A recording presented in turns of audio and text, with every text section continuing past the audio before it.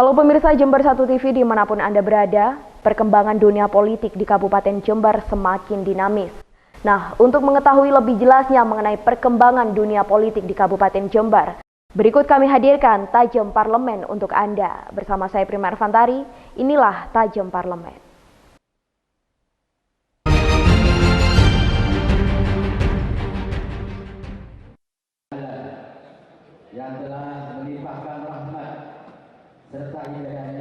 Peraturan daerah mengenai disabilitas dan Perda tentang pertanggungjawaban sosial perusahaan atau yang sering disebut Corporate Social Responsibility atau CSR sebenarnya sudah disahkan masing-masing pada bulan Desember 2016 dan November 2015 lalu. Namun hingga saat ini Perda tersebut belum terrealisasi secara baik. Hak-hak kaum disabilitas belum diberikan sepenuhnya oleh Pemkab Jember, baik infrastruktur yang ramah terhadap kaum disabilitas maupun ketersediaan akses yang baik pada instansi-instansi pemerintah maupun swasta. Pemerintah belum melaksanakan Perda Difabel dan CSR yang sudah ada karena sampai saat ini Perbub sebagai aturan turunan belum dibuat.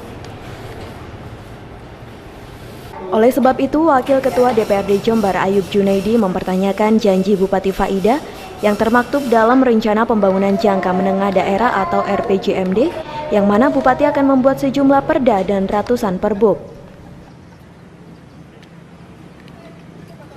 Itu pun menurut saya paling perda-perda wajib ya, kayak APBD itu memang penjabarannya kan ada perbubnya.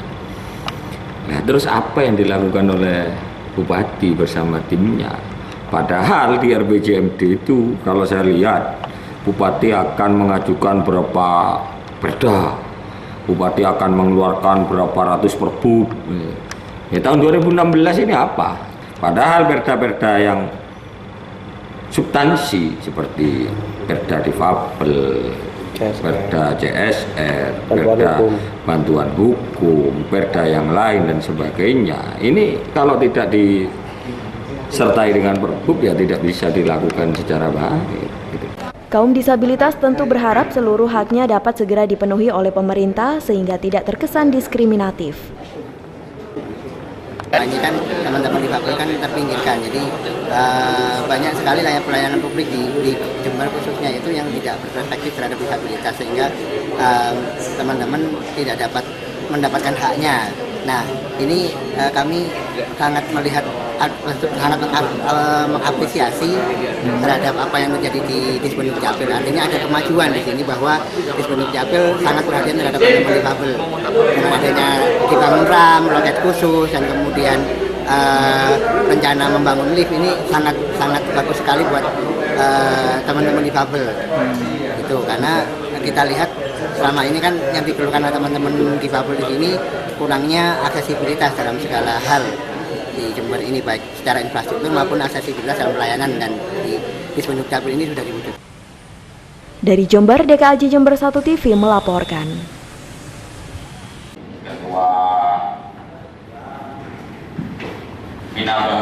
Menindaklanjuti laporan masyarakat tentang pengangkatan beberapa camat yang tidak berkompeten, DPRD Jember menggelar rapat dengar pendapat bersama pihak Baperjakat Pemkab Jember.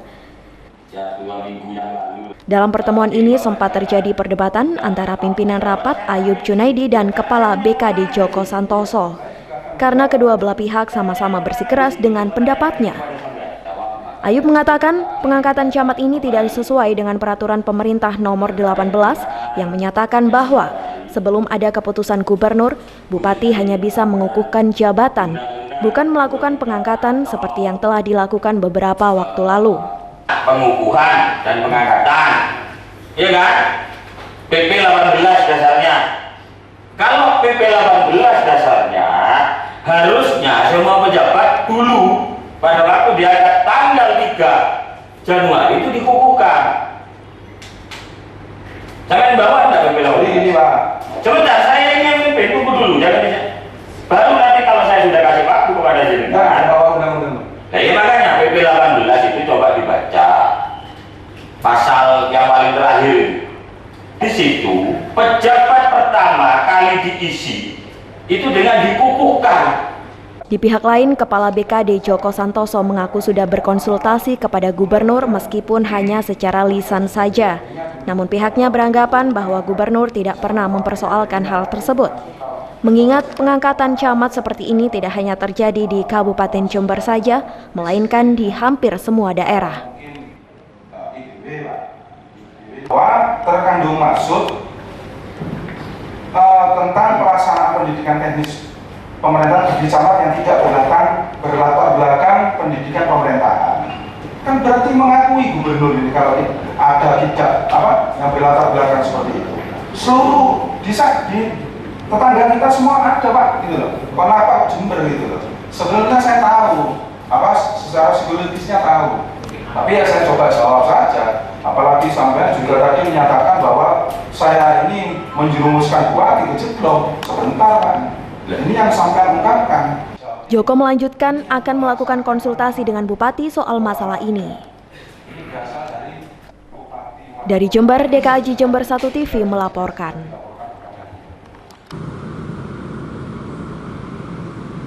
Sebelumnya di beberapa media, PLT Kabag Hukum Pemkab Jember Dwi Susanti menyatakan bahwa peraturan daerah tentang Corporate Social Responsibility atau CSR tidak perlu menunggu peraturan Bupati untuk dilaksanakan, bahkan menurutnya, Dinas Sosial pernah melaksanakannya tanpa menunggu Perbuk. Pernyataan menuai kritik keras dari Wakil Ketua DPRD Jember Ayub Junaidi. Menurut Ayub, statement PLT Kabag Hukum di sejumlah media adalah kurang tepat, bahkan hal ini bisa memberikan pengetahuan yang salah kepada masyarakat awam. Karena dalam Perda CSR terdapat poin tertentu yang hanya bisa dilaksanakan setelah Perbub keluar, seperti halnya undang-undang yang hanya bisa direalisasikan setelah ada peraturan pemerintah. Oleh sebab itu, Ayub sangat menyayangkan pernyataan PLT Kabag Hukum tersebut. PLT Kabag Hukum ini mungkin tidak membaca isi perda terus. Makanya sebelum berstatement seorang pejabat publik itu belajar dan membaca, biar tidak membodohi masyarakat dan rakyat. Karena perda CSR itu isinya itu sangat jelas, ada beberapa poin-poin yang sangat penting di situ diatur selanjutnya melalui Perbuk. Dari Jember, DKAJ Jember 1 TV melaporkan.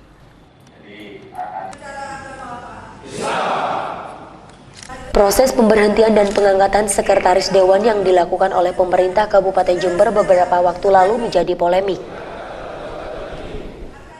Gubernur Jawa Timur Soekarwo kembali menerbitkan surat peringatan kepada Bupati Jember Dr. Faida. SP kali ini dilayangkan untuk menegur Bupati Faida yang secara sepihak telah melakukan pergantian sekretaris dewan Muhammad Faruk. Karena dalam Undang-Undang Nomor 23 Tahun 2014 dan Peraturan Pemerintah Nomor 18 Tahun 2016, kepala daerah harus berkonsultasi dengan pembinaan dewan ketika akan melakukan pengangkatan maupun pemberhentian sekretaris dewan. Karena dalam Undang-Undang Nomor 23 Tahun 2014 dan Peraturan Pemerintah Nomor 18 Tahun 2016, kepala daerah harus berkonsultasi dengan pemerintah dewan ketika akan melakukan pengangkatan maupun pemberhentian sekretaris dewan. Hal tersebut disampaikan oleh Ketua DPRD Jember Thoif Zamroni. Untuk itulah lanjut Thoif DPRD akan berkirim surat kepada Bupati agar menindaklanjuti SP dari Gubernur dengan mengembalikan posisi sekuan seperti semula. Selanjutnya, jika memang Bupati ingin melakukan pergantian sekretaris dewan, maka harus melalui prosedur yang benar. Dalam hal ini, dalam memberhentikan dan mengangkat sekretariat DPRD ini salah dan menyalahi peraturan perundang-undangan, dan itu dikuatkan oleh surat gubernur itu. Maka dari itu kita berharap Bupati dalam hal ini segera menindaklanjuti apa yang menjadi instruksi dari gubernur dalam surat itu, yaitu memberhentikan dan mengangkat sekretariat dewan sesuai dengan peraturan perundang-undangan. Lebih jauh, Thoif menjelaskan pihaknya tidak mau berandai-andai jika ternyata Bupati tidak melaksanakan perintah gubernur tersebut. Yang pasti pihaknya memberi waktu kepada Bupati agar mengembalikan posisi Muhammad Faruk sebagai sekretaris DPRD. Dari Jember, DKAJ Jember 1 TV melaporkan.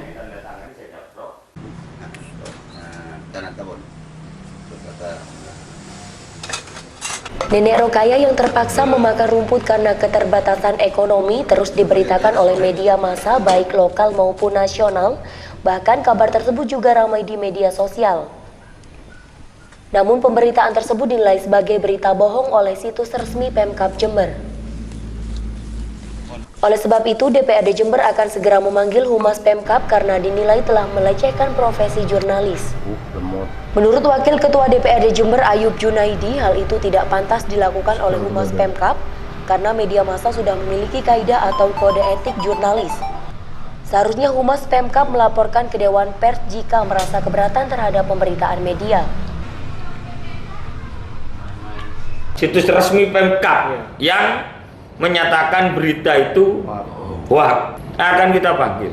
Jadi menurut saya sisi kehumasan di Kabupaten Jember sangat jelek, dan itu harus menjadi catatan. Kita akan panggil itu di DPR untuk bertanggungjawabkan. Apa dasarnya Pemkab menuduh berita itu hoax? Kalau memang hoax, laporkan saja ke Dewan Pers. Aturannya seperti itu. Tandanya pejabat di Pemda Jember tidak paham aturan dan perundang-undangan. DPRD berharap kejadian semacam itu tidak diulangi lagi oleh Pemkab Jember. Dari Jember, DKAJ Jember 1 TV melaporkan.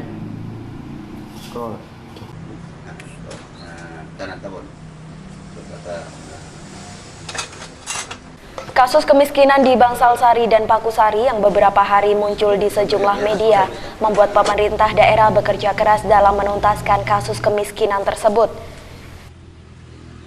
Diharapkan pemerintah daerah segera bisa meminimalisir kasus masyarakat miskin. Ketua DPRD Jember, Thoif Zamroni, mengaku sangat prihatin dengan banyaknya temuan kemiskinan di Jember. Menurutnya, kasus kemiskinan di seluruh Indonesia memang masih sangat banyak, namun lebih spesifik berdasarkan data yang ia punya pada tahun 2016, kasus kemiskinan di Jember mengalami kenaikan. Namun Thoif enggan menyebutkan detail angka kemiskinan lantaran masih menunggu rilis resmi. Selain itu, Thoif mengaku sangat kecewa dengan sikap Pemkab Jember yang sempat meributkan hal yang tidak penting seperti menuduh berita hoax ke beberapa media. Seharusnya Pemkab langsung melakukan tindakan untuk memberikan bantuan kepada masyarakat miskin.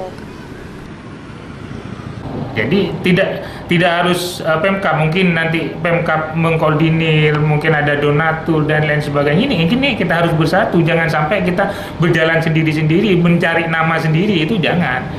Jadi janganlah persoalan-persoalan orang-orang miskin ini dijadikan komoditas politik untuk kepentingan pribadi atau golongan, jangan. Jadi kita betul-betul fokus bagaimana membantu mereka, bagaimana mereka itu hidupnya lebih baik. Thoif berharap pemerintah daerah tidak menghubungkan masalah sosial dan politik, apalagi dijadikan sebagai klaim sejumlah pejabat. Dari Jember, DKAJ Jember 1 TV melaporkan. Terkuaknya kasus kemiskinan di Kabupaten Jember membuat DPRD setempat berinisiatif untuk menganggarkan dana bantuan kepada fakir miskin di luar APBN. Namun rencana tersebut masih harus dibicarakan dengan pihak dinas sosial mengenai pendataan yang konkret agar lebih tetap sasaran. Dari data Dinsos tersebut bisa dijadikan rujukan berapa anggaran yang dibutuhkan. Gagasan ini merupakan rencana lama yang sudah didiskusikan jauh-jauh hari, namun memang belum ada tindak lanjut. Ketua DPRD Jember, Thoif Zamroni, memastikan anggaran tersebut di luar APBN dan akan masuk dalam PAPBD 2018. Secara teknis, data Dinsos tadi juga harus dilakukan verifikasi apakah yang menerima bantuan tersebut benar-benar miskin atau tidak. Sehingga DPRD tidak ingin kecolongan dalam memberikan bantuan kepada masyarakat miskin. Kita sudah mungkin dalam di PAPBD kita akan anggarkan itu untuk membantu orang-orang yang sangat membutuhkan, tentunya di luar dari anggaran APBN. Tentunya kita ingin data yang real dari Dinsos terkait dengan ini. Jadi betul-betul yang sangat membutuhkan. Jadi kita bisa nanti mengalokasikan anggaran itu kepada kaum-kaum fakir miskin. Taif berharap anggaran bantuan bisa menekan angka kemiskinan di Kabupaten Jember. Dari Jember, DKAJ Jember 1 TV melaporkan.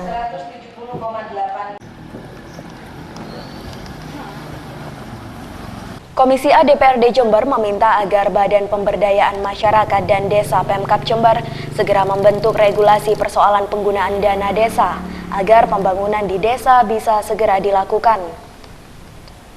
Sekretaris Komisi A Lukman Winarno mengatakan tidak ingin pengalaman tahun 2016 lalu terulang di tahun anggaran 2017, di mana serapan anggaran desa sangat rendah sehingga banyak program pembangunan yang tidak terrealisasi. Pemerintah pusat sudah menetapkan besaran kuota dana desa tahun 2017.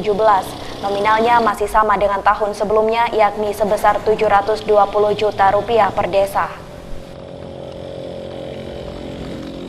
Namun untuk besaran kuota alokasi dana desa atau ADD yang berasal dari APBD Jember justru masih belum ditetapkan oleh Pemkab Jember. Komisi A sendiri menurutnya tidak mempersoalkan berapa kuota ADD yang akan ditetapkan.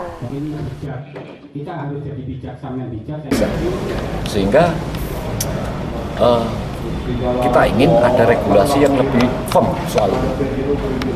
Jadi tidak hanya soal percepatan anggarannya, tetapi pengawasannya juga harus firm di sini. Agar apa? Agar benar-benar dana yang digelontorkan atau dana pembangunan di desa ini bisa selain terserap juga bisa terlaksana sesuai dengan ketentuan yang berlaku. Dan yang hampir pasti disampaikan kepada kita Pak Humas adalah langkah percepatan yang dilakukan adalah verifikasi akan dilakukan di tingkat kecamatan selesai. Sebelumnya penyerapan dana desa tahun 2016 masih cukup rendah. Hal tersebut diakibatkan lambatnya penerbitan Perbub yang mengatur petunjuk pelaksanaan dan teknis penggunaan dana tersebut. Dari Jember, DKAJ Jember 1 TV melaporkan.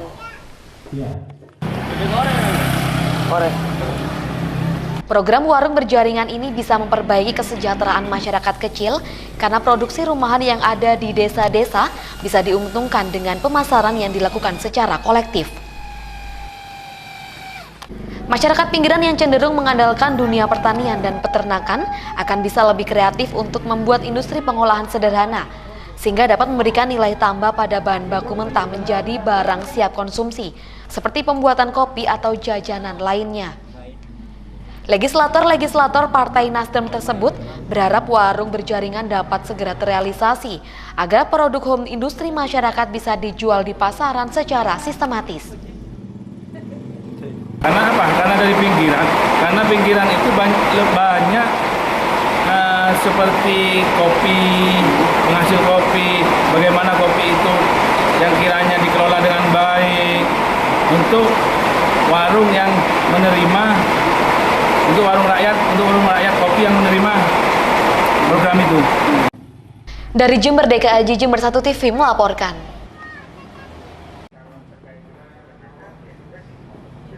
Menindaklanjuti laporan Aliansi Lembaga Swadaya Masyarakat atau LSM yang dilakukan tanggal 28 Februari lalu, Kejaksaan Negeri Jember melakukan pemanggilan terhadap mantan Sekretaris Dewan, mantan Kepala Dinas Peternakan Kabupaten Jember, dan pimpinan DPRD setempat untuk dimintai keterangan. Menurut Kepala Kejaksaan Negeri Jember Ponco Hartanto, meski dalam laporan Aliansi LSM tidak menyebutkan dana hibah dan bansos tahun anggaran, namun keterangan dari pihak yang dipanggil tersebut perlu dilakukan untuk mengetahui mekanisme dan prosedur pengusulan dana hibah dan bansos yang melalui DPRD. Ponco belum bisa menyampaikan kesimpulan adanya penyimpangan atau tidak, karena masih akan dilakukan proses kajian internal oleh tim Kejaksaan Negeri Jember. Hari ini kita mulai berdasarkan laporan informasi dari masyarakat. Melakukan pemanggilan untuk dimintai keterangan, belum sebagai saksi. Ini cuma mencari keterangan untuk mengumpulkan bahan keterangan dan data-data. Yang kita panggil selaku pimpinan dewan, bukan pribadi. Jadi 4 pimpinan dewan kita panggil, terus ketua kepala SKPD, yang terkait dengan itu. Sementara Ketua DPRD Jember Thaif Zamroni membenarkan bahwa jajaran pimpinan DPRD Jember sudah dimintai keterangan oleh Kejaksaan Negeri Jember. Thaif mengaku ditanya seputar mekanisme dan dasar hukum pengusulan dana hibah dan bantuan sosial. Namun menurut Thaif, sesuai ketentuan memang DPRD memiliki kewenangan mengusulkan hibah dan bantuan sosial yang selanjutnya dipertimbangkan oleh SKPD terkait. Surat itu ya kita hadir memenuhi panggilan itu. Jadi sebagai warga negara yang baik ya kita penuhi undangan dari kejaksaan. Terkait dengan bansos tahun berapa? Tadi tidak menyebutkan bansos tahun berapa dan sebagainya. Dari Jember, Tim Liputan Jember 1 TV melaporkan.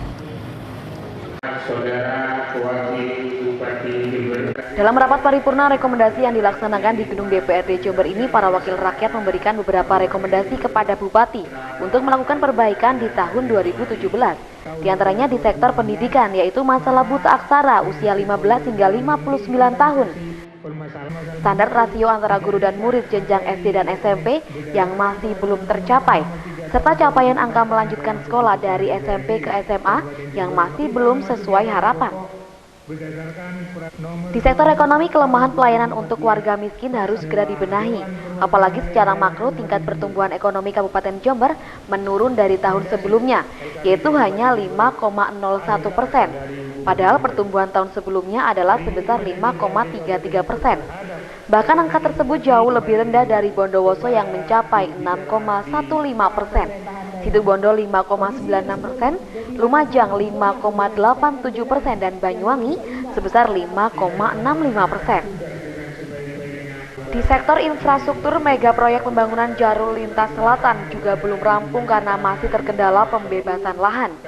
Oleh sebab itu, Wakil Ketua DPRD Jember Ayub Junaidi berharap rekomendasi yang sudah diberikan tersebut bisa dijalankan oleh eksekutif agar pembangunan Kabupaten Jember tahun ini lebih baik dari tahun sebelumnya.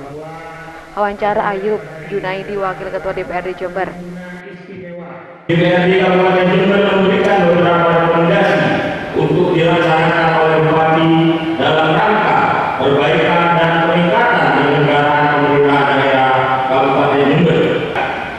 Perlu adanya peningkatan kualitas pendidikan di Kabupaten Jember yang didukung oleh ketersediaan anggaran dan sarana-prasarana yang bersumber dari APBD dan partisipasi masyarakat secara proporsional dan berkeadilan. Sementara itu, Bupati Jember Dr. Faida mengatakan sangat menerima masukan dari DPRD.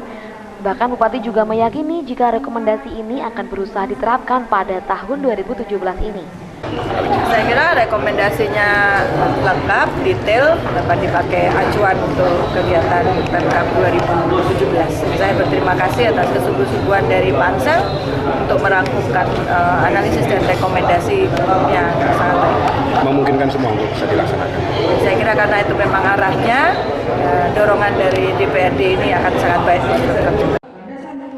Jumlah total rekomendasi yang diberikan oleh DPRD Jember kepada Bupati tersebut mencapai 114 rekomendasi. Dari Jember, DKAJ Jember 1 TV melaporkan.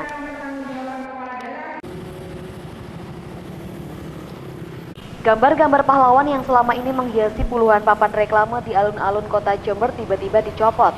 Bahkan selama beberapa hari terakhir sempat diganti dengan gambar iklan komersil dari salah satu merek handphone. Mengetahui hal tersebut, Wakil Ketua DPRD Jember Ayub Junaidi langsung menghubungi Kepala Dispenda yang juga PLT Sekretaris Pemkab Jember Mirvano untuk diklarifikasi. Sebab dalam peraturan daerah sudah jelas melarang kawasan alun-alun untuk kepentingan komersil. Menurut Ayub, pemasangan gambar iklan produk komersil di seputaran alun-alun Jember ini merupakan kejadian yang kali pertama.